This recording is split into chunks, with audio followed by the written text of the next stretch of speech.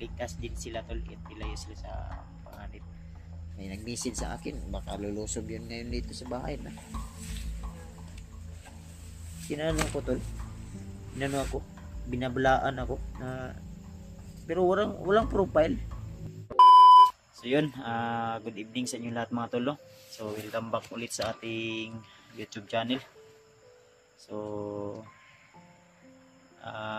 marami po tayong kasamahan na nabibihag ngayon. At habang tayo ay hindi pa nakaakyat ay preparado na po tayo tol. Tapos na po kaming nagpapalakas at kasalukuyan nandito pa rin po tayo sa bahay.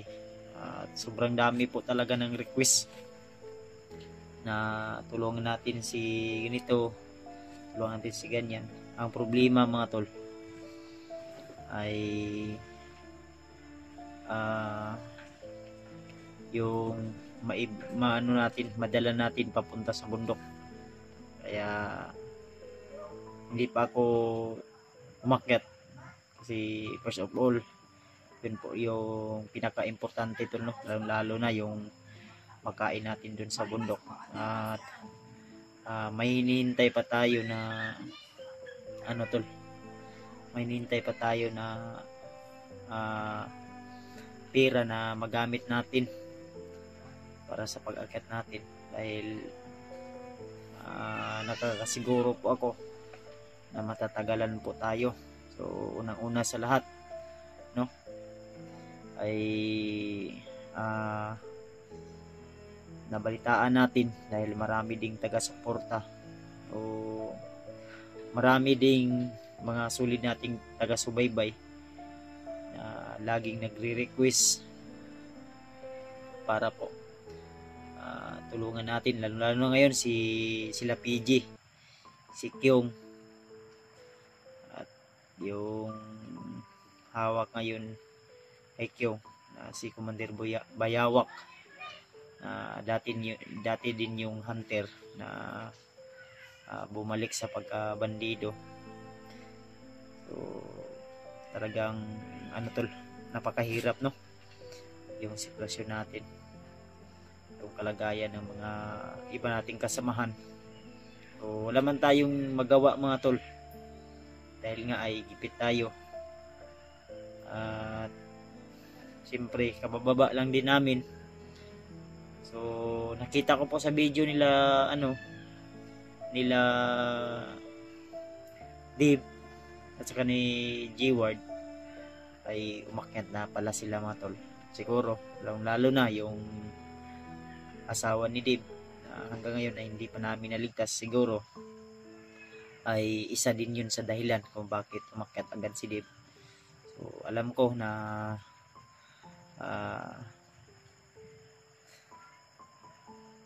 tol, maraming nagre-request din, no, para tulungan yung mga kasamahan natin.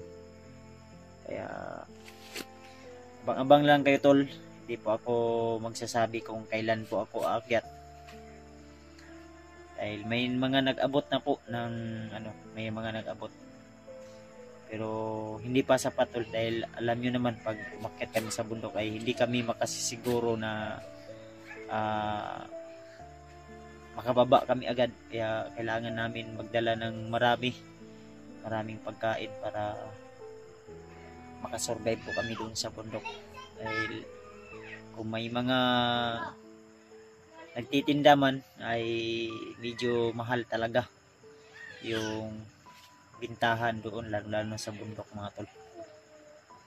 So ginawa namin ngayon kasi may natanggap po ako mensahe tol na iwan ko kung sino yun, dahil hindi ko kilala, no, at yung kanyang profile ay hindi walang profile ba, hindi ko alam kung sino po yun. May mensahe po sa akin na ako daw yung isusunod o target nila, kaya siyempre ako naninikurado din ako sa seguridad ng aking pamilya.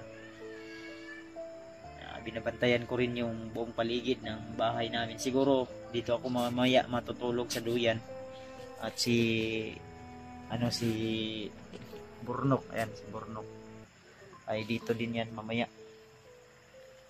Kasi si PG at saka si Justin ay nasa bundok ngayon, no?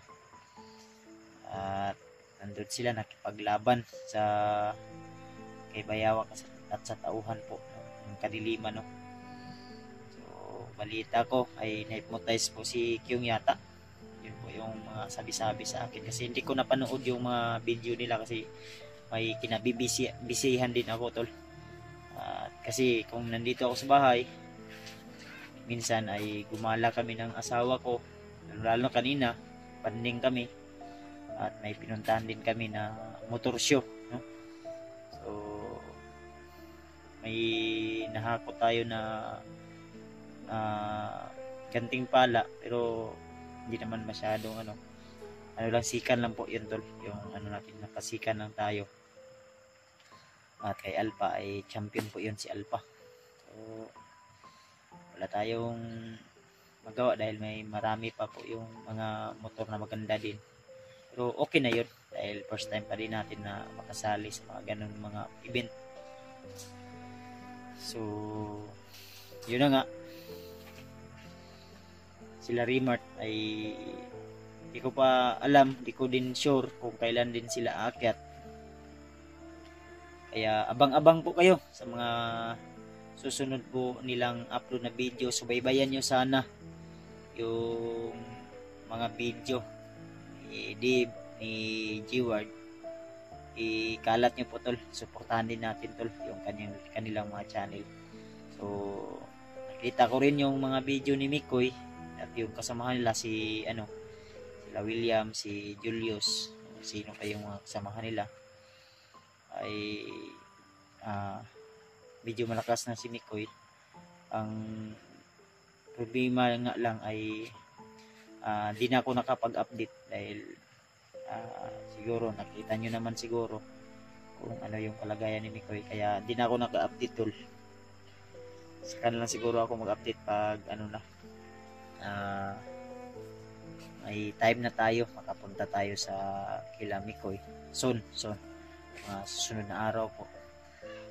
At lalo na ngayon, tol, no, may nabihag din si George. So yun, si George humingi din ng tulong, yung mga supporters natin na tulungan natin sila. So yun na nga, ang problema natin ay yung pagkain natin sa bundok. Kaya hindi naman tayo mayaman talaga para agad-agad makapunta agad. May extra tayong talaga mapundo para maano agad. Kaya hindi tayo agad-agad, pero abang-abang po kayo, tol. Baka sunod na araw ay makaakyat din tayo, tol. Bukas, depende na lang siguro sa kung ano po yung kaganapan. So, tiwala na naman po tayo na tol,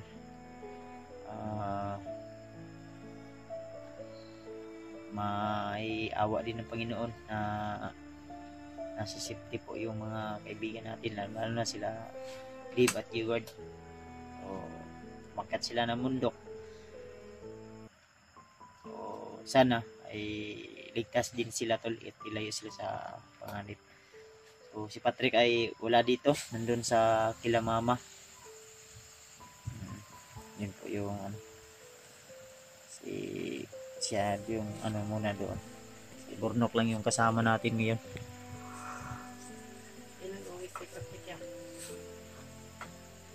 Baka bukas uuwi yun si Patrick. Susunduin natin yun bukas. Ikaw, Burnok, magpagupit ka na. Ano na ba yung buhok mo? Malapit na yung pasukan mo ba? May bag ka na? Bag ba? Nanakay bag? Wala pa. Bag. Saan na year mo ron? Grade 10 na. Grade 10. Uniform mo na uniform wala pa. Wala ko na sa mga. Pwede raw mo puti ko. Dala ra ganyan. Dapat mag ano ka, mag sabi ka kung ano kasi alam mo naman yung pera pag nakuna ng piso ay wala na. Yung 1,000 pag makuna na ng piso o 100 wala na. Kaya kung may pera ka dyan na tinabi, ano mo yan, gamitin mo yan sa maayos.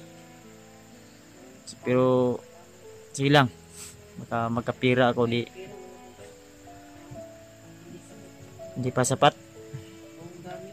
Ano lang? Bulpin. Sige lang, unahon lang na nimo ng kuan good, importante. Baka malay natin magkapira ako di. Makabili tayo ng notebook mo at saka mga uniform mo. Malapit na kasi yung pasukan tol. Din si Burnok ay dito yan siguro titira sa atin, si Burnok. Pero gumagala din si Burnok doon kila Alpha. So kaya abang-abang po kayo tol. So yun nga about sa mensahe na dumating po sa akin. May pagbabanta po sa akin tol. Na kailangan ko daw mag-ingat. Lagi naman po ako nag-iingat. Lalo na yung pamilya ko ay sinisecure ko talaga. Kaya hindi natin alam kung kailan lulusob yung kalaban. Kasi minsan tol, yung mga kalaban natin ay mga kaibigan lang natin tol. Naging kaibigan natin, naging kasama natin yung kalaban natin. Dating kasama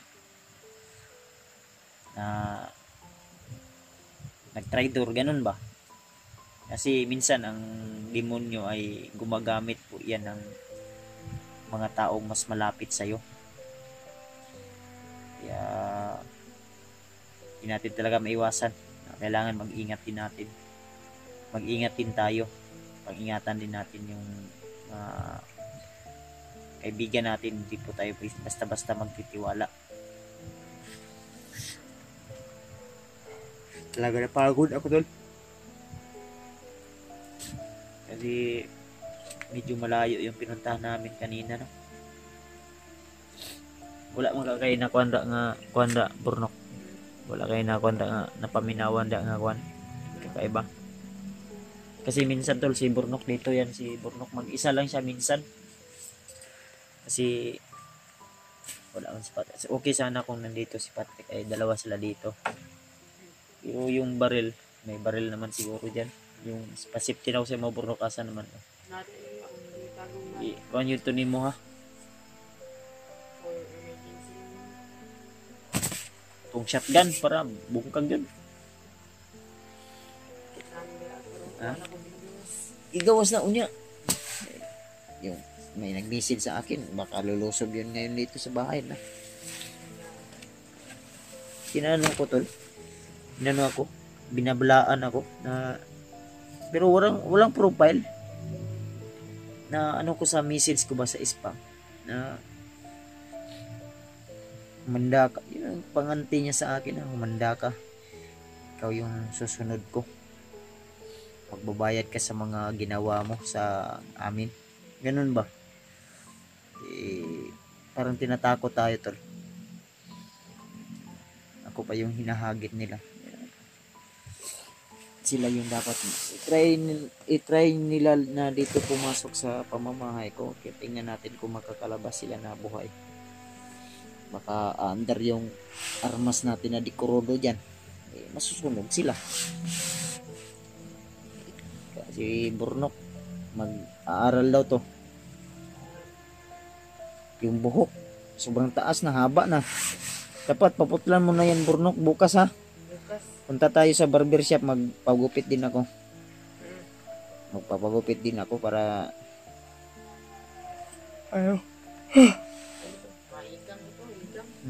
igang gani no, pila na mga kabulan na way gupit-gupit. Dire lang gusto mo lang gusto mo. Isa naman ka. Pagupit ka ugma ha. Bayan di ka ugma. Magpagupit ka bukas. Habang nandito pa ako sa bahay, pagupit ka bukas, sabay tayo bukas. Ano kasi, Ha? pag Lapit ka nga dito, Burnok. Hanap ka ng upuan. mahal kasi dito yung mga gupit. Tig Ay, ano, mahal. Barato lang yan. tig 100. Barato lang yan. Eh, yung Ibutan. pera ko ay ano lang. Kuripot mo 500. naman. 500. Mm. Dami mo ngang pera. Eh, 500 Sa lang. sobrang dami, 500 na lang naiwan. Baka ginastos mo ha. No, Baka bibili may- ko ng tambal. Baka may juwa ka ha. Hindi. Doon mo Bibili ko ng ginastos. tambal. Ikaw ha. Ang nabalitaan ko, may juwa ka na raw. Wala. Ano yung sabi ni Alpa sa akin, magjuwa ka na. Ano lang yun, biro. Biro lang pala yun. May pera, man ako dyan ba? Nagbibinata na to si ano tol, si Burno. Yan si Burno ko. Ano lang, 500 kas pagupit ako. Bukas, paggupit ka bukas. Oo, basta libre. Libre. Wala nang Uy. libre sa panahon ngayon. Wala nang libre. Okay lang naman libre para basta ako maggupit sa'yo. No. Baka anuhin mo ako, pawan. Ay, sus. Mas Wag maganda yung kalbo para Nahiya nga ako eh. Nakakahiya. Pagkala, pagpaw. wala ka bang balak na hanapin yung pamilya mo, Burno? Baka na yan. Ikaw may pamilya, may ano ka ba? Baka na yan. Pag-usapan natin yan mamaya, Burno. Kung ano yung plano mo.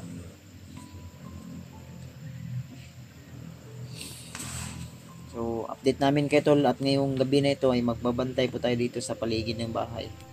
Kasi hindi tayo makasiguro kasi may banta sa atin. At sinabi pa na alam niya raw kung saan tayo nakatira. Kaya i-try nyo lang po kung nanonood man kayo, nakasubaybay kayo sa video ko. I-try nyo lang na papasok sa pamamahay ko. Ay lalabas kayo na walang liig. Yung itak ko dyan, mahaba yan. Yan yung tinutuli ko sa mga bandido na supot. Manda kayo sa akin ha. Yung armas ko na dikurudo dyan, baka under yan.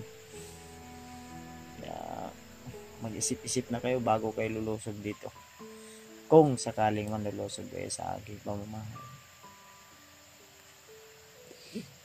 Nandyan si Burnok. Hindi yan takot. Diba Burnok? Takot Sanay lang na yan sa sanay. multo. Hindi kasi makita yan eh. So mga tol, abangan nyo po tol ha, yung mga i-upload natin na video. So God bless sa ating lahat at lagi nyo tandaan na mahal na mahal ko po kayo.